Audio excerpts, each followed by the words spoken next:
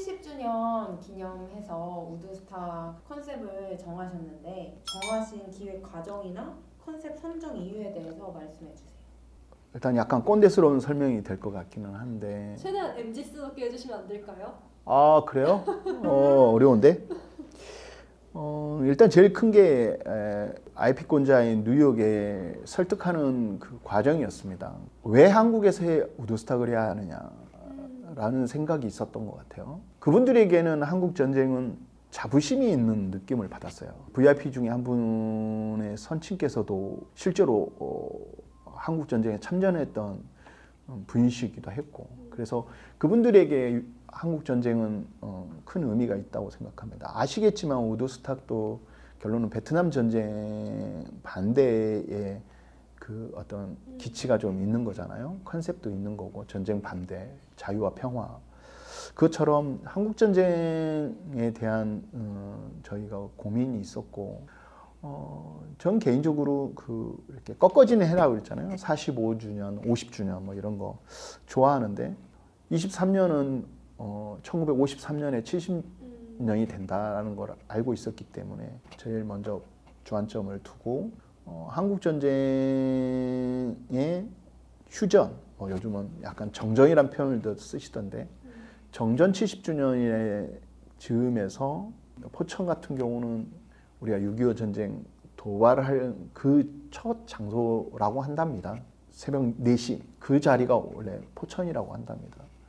그만큼 그쪽에서 평화의 상징 우드스탁을 하면 뜻있겠다라는 생각을 하게 되는 것 같고, 전쟁을 반대한다라는 기치에 가장 적합한 23년이지 않았을까. 그 다음에 그 장소가 어디일까를 생각해 봤을 때 포천이었고, 다음 장소로 파주를 저희가 고민하게 된 게 그런 점에 대해서 저희가 선택을 좀 하지 않았나라는 생각이 있습니다. 기존 우드스탁 페스티벌에서 차용한 점과 이건 조금 다르게 하고 싶다 하시는 부분이 있을까요? 미국에서 우드스탁을 하는 거와 한국에서 하는 것 자체만으로도 벌써 차이가 있을 거라 생각이 있습니다. 뭘 제가 컨셉을 바꾼다고 해서 차이가 굳이 발생하지는 않을 거고요. 우드스탁을 한다라고 했을 때 구분지어서 우리의 스타일을 보여줄 수 있을까라는 건 결국 라인업일 것 같은데, 아티스트를 누구를 섭외할 것이냐, 우리 나름대로 뭐를 할 수 있을까, 또 고민해 볼 수 있을까. 그 당시만 해도 또 실제로 우드스탁 벤처스에서 해외 라인업은 좀 고민을 하고 있고 섭외를 한다고 협의를 하고 있었기 때문에 고민이 좀 덜했던 거죠. 우리나라의 최고 아티스트를 모실 수만 있다면 좋지 않았나 생각했습니다. 아티스트가 트로트 가수부터 아이돌 가수까지 정말 다양하게 나와서 저희한테는 꽤 신선한 라인업이었다고 생각을 하는데, 일부 누리꾼들은 락 페스티벌 라인업에 걸맞지 않은 가수들이 나온다고 비난하기도 했는데요. 이에 대해서 하시고 싶은 말씀 있으실까요? 일단은 트로트라고 하는 건 이제 이솔로몬 가수를 말씀해 주시는데 되게 어려운 결정을 해 주셔서 그분들에게 너무 감사한데, 그 당시만 해도 55개 팀이었기 때문에 많은 분들의 자문을 구했고요. 그분들의 의견을 거의 저는 대부분 수용하려고 노력했습니다. 저는 고집한 게 그렇게 많지 않습니다.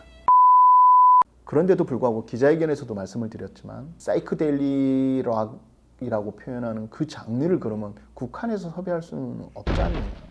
저도 거기엔 동의하고, 굳이 거기서 구분을 한다면 출연진 중에 밴드 음악을 하시는 분들이 그 이후로도 대스타가 됐고 그 당시에도 유명해졌고, 그래서 우리가 머릿속에 락 장르의 음악을 하신 분들이 이렇게 연상이 되는 것이지 실제로 그렇지 않다라고 생각이 되어집니다. 그 당시에 힙합이 장르가 음악계에 있질 않아서 문제지, 그 이후로 락이 어쨌든 힙합이나 블루스나 이런 거를 영향을 주는 것처럼 지금의 K-팝이 1969년에는 출연하지 않았을 뿐이지 지금의 2023년도에 미국에서 우드스탁을 한다면 우리나라 K-팝 가수 중에 충분히 출연할 수 있다고 봅니다. 대표적인 게 코첼라에 블랙핑크가 출연하고 있고 어느 페스티벌에는 또 어느 K-팝 가수가 헤드라이너를 장식하고 있는 거니까 장르를 구분하지 않고 최고의 가수들을 모시는 게 좋겠다라는 생각에 여러 선생님들과 선배님들에게 자문을 구했던 것 같고요. 기준이 뭐냐라고 한다면 저는 제일 컸던 게 이제 일명 가창력이 있는 유명한 나는 가수다, 히든싱어 이런 프로그램에 그래도 최고라고 하는 레전드급 가수님들을 모시고 싶었고요. 섭외 여러 고민을 하던 과정에서 저 엠넷에서 뽑은 레전드 100 그걸 또 제가 좀 참고했던 것 같고요. 그리고 K-팝 가수 중에 해외 투어를 할 만한 정도의 커리어를 가지고 있는 가수를 모시고 싶었던 것 같고 마지막으로 그래도 한국의 락의 계보라고 하실 수 있는 선배님이나 그 가수님들을 모시고 싶었던 것 같아요. 그 다음에 마지막으로 어쨌든 신인급이지만 좋은 무대로 그분들을 알릴 수 있는 계기를 또 마련해 줬으면 어떨까라는 생각에 신인급들도 모시게 됐던 것 같아요. 이렇게 하다 보니 7월 행사 즈음에서는 저희가 계약하신 분들이 56개 팀이었던 것 같아요. 최대. 욕심이 과하기도 했지만 많은 분들을 모시고 공연을 하고자 했죠. 일각에서는 이 라인업이 약간 열린 음악회랑 비슷하다고 하시는데 어떠세요? 열린 음악회 라인업이란 말이? 제가 보기엔 결론만 말하면 동의하기 힘듭니다. 왜냐하면 우리나라 락 페스티벌이 지금 현재 상황에서 어느 평론가가 한 말 그대로 한다면 일단 락 가지고는 시장 마켓이 되지 않고요. 락 페스티벌이라고 하는 장르를 배제하면서 가는 건 저는 옳지 않다고 봅니다. 그건 옳지 않은데 여러분들이 락 페스티벌에 출연하는 그 락 하는 가수님들의 공연을 보시나? 제가 몇 명 공연들을 많이 했습니다. 실제로 서울에서도 많이 오시지 않아요. 그러면서도 댓글은 왜 락 페스티벌을 안 하냐라고 하는데 저는 개인적으로 모순이라고 생각합니다. 락을 하고 밴드를 하면 굶고 있다, 돈 벌기 힘들다, 음악계에서 다 아는 이야기들이죠. 그 페스티벌을 계속 활성화하려면 불가피한 측면도 있다. 물론 또 반대로 너무 댄스 가수로 갈 수는 없는 거겠죠. 왜냐하면 락 페스티벌의 또 특징을 어느 정도 살려야 한다고 생각은 합니다. 아티스트의 무대를 총 3군데로 나눠서 진행하셨잖아요. 하려고 했죠. 이렇게 진행하신 이유가 있으실까요? 출연진이 50여 팀이 나오시다 보니 3일간의 수용을 할 수가 없었습니다. 그러니까 예를 들어 단순한 산수를 계산해 보면 60개 팀을 3일간이면 하루에 20개 팀인데 주무시는 시간에는 공연할 수가 없으니까 그거 빼고 이동 시간 이런 시간 빼도 공연을 할 수 있는 시간이 10시간에서 12시간 최대. 근데 한 개 무대에서 할 수가 없죠. 왜냐하면 리허설도 있고 또 무대 세팅하는 시간이 있기 때문에 그렇다고 보면 차라리 무대를 3개를 만들어서 특색 있게 구성하는 게 더 옳다. 그게 연출하는 데도 훨씬 좋은 그림일 수 있지 않을까라는 생각이 있는 거고요. 페스티벌을 준비하는데 알찬 구성이라고 생각하고 있습니다. 처음 우드스탁 티켓 가격이 1일권에 19만 9천 원으로 비싼 티켓 가격대를 형성해서 대중들이 불만이 조금 있었던 걸로 아는데요. 이에 대한 의견 있으실까요? 그렇죠. 처음 오픈한 게 3월 30일이었으니까 오픈할 때 19만 9천 원을 책정한 이유가 있었습니다. 4월 중순까지 미국에서 해외 라인업을 결정을 하기로 되어 있었어요. 그래서 우리가 누구 가수, 유명한 가수들의 최종 계약 단계에서 그분들을 모신다는 가정으로 금액을 책정했던 것 같아요. 11월 18일 날 IP 계약을 할 때 그 계약서 내용에 해외 라인업 섭외를 뉴욕에서 하게 돼 있었고 결과적으로 성사가 되지 못했어요. 그래서 이제 부랴부랴 저희가 섭외하게 된 거고 그래서 시간이 이제 촉박해서 결과적으로 팬들이 원하는 라인업을 구성을 못했죠. 그래서 금액이 19만 9천 원을 대폭 저희가 할인된 가격으로 오픈을 하고 그 전에 구입하신 분들은 저희가 반환을 다 했죠.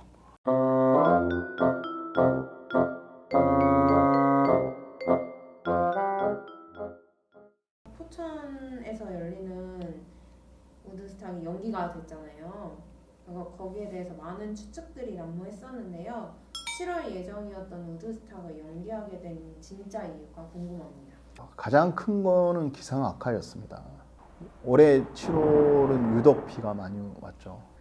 저희가 무대를 설치하는 게 27일, 28일 공연을 시작하는 기준으로 잡으면 한 11일부터 13, 14일부터 설치를 해야 되는데 무대를 설치해 놓고 추진하기에는 불가능에 가깝게 비가 많이 왔었죠. 생각보다 무대 설치가 되게 오래 걸리네요.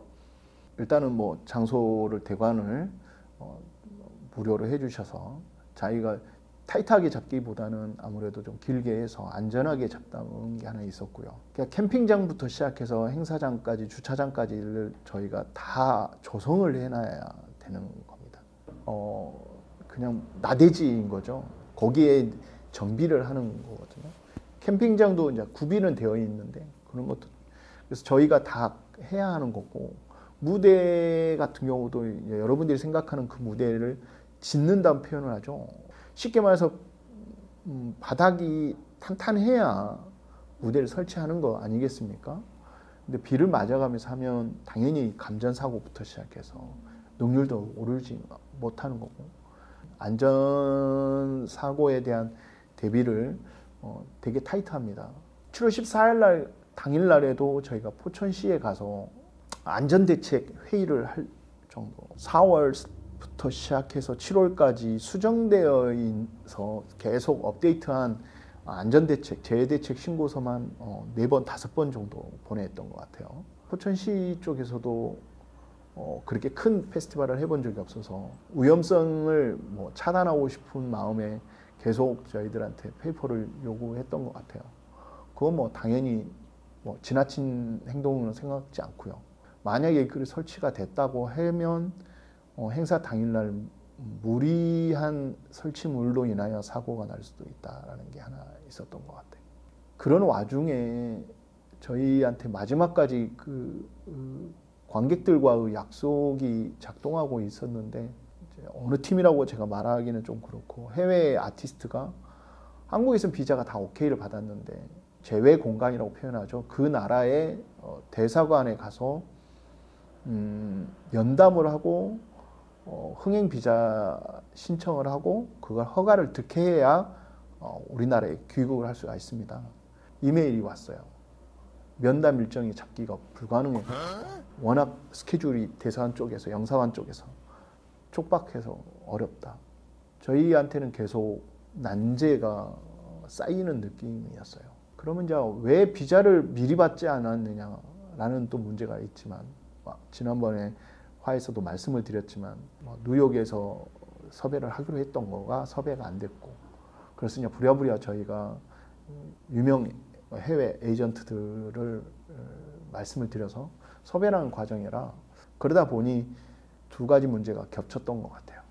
그래서 다음 장소가 파주였는데 파주를 또 선정하시게 된 과정이나 이유가 있을까요? 가장 솔직하게 표현하면 부랴부랴 섭외를 했죠. 솔직한 모습 네, 좋습니다. 뭐 부랴부랴했습니다. 부랴부랴. 그런 점에서 파주가 저희가 접촉을 하면서 그분들이 응해주시고 그래서 오케이를 받는 과정이 부랴부랴하지만 좋았던 것 같아요. 장소를 파주로 변경하면서 캠핑권이 사라지게 된 이유도 궁금합니다. 거기는 저희가 캠핑을 좀 했으면 했는데 사실은 그리고 지금도 캠핑 존이 있죠. 운영 주체인 경기관광공사에서 그 캠핑 존의 위탁 업체가 선정이 돼서 계약이 되어 있대요. 근데 그쪽에서 저희하고 협업이 안 됐어요. 아까 표현했듯이 장소는 꼭 섭외해야 되는데 다른 어떤 장소들에 비해서 그나마 최선일 것 같아서 선택을 하게 됐습니다. 파주에서 열리는 10월 우드스탁 라인업에 대한 얘기도 있는데요. 계속 수정되었다거나 아니면 해외 헤드라이너가 있다고 하셨는데 나중에 보니 부재했다거나 이런 말들이 많았는데 이에 대해서 말씀해 주실 수 있을까요? 대부분 장소가 바뀌고 시간이 바뀜으로써 생기는 스케줄이 어려워서 불참할 수밖에 없는 가수분들이 계시는 거죠. 그래서 라인업에서 빠졌던 거고요. 그다음에 해외 라인업도 마찬가지죠. 네.